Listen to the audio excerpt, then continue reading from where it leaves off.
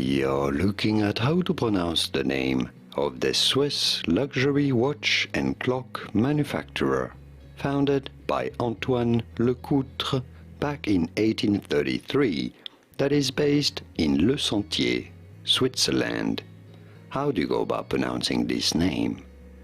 It is normally said in French-speaking Switzerland as Jaeger LeCoultre. Jaeger LeCoultre.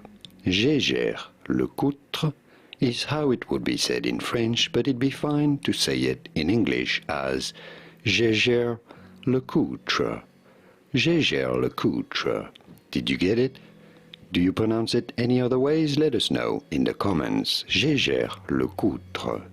Here are more videos on how to pronounce the names of more brands of luxury watches whose pronunciations aren't exactly always obvious. I'll see you there to learn more.